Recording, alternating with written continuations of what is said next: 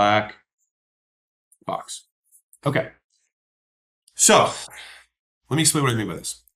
A lot of times people will try and create this narrative around psychology, around emotionality, around biomolecular, whatever the hell, gobbledygook. And so I can say that it is incredibly difficult to understand why something works or why people do things.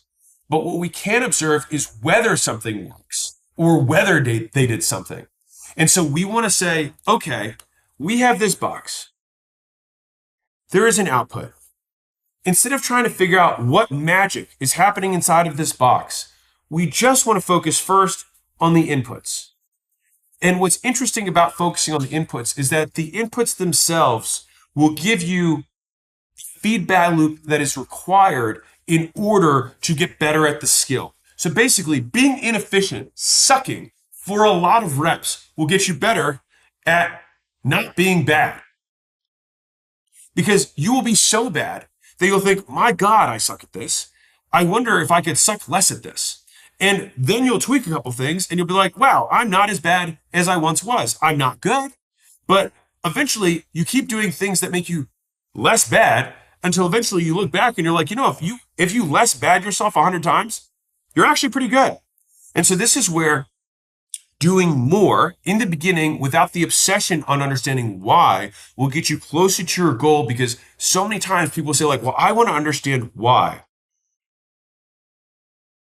You want to have a narrative that someone gives you to scratch a psychological itch, not because it inherently does anything. I'm going to give you an analogy here. Imagine we do a tennis lesson. You go to a tennis pro, right? And let's say you're gripping the racket.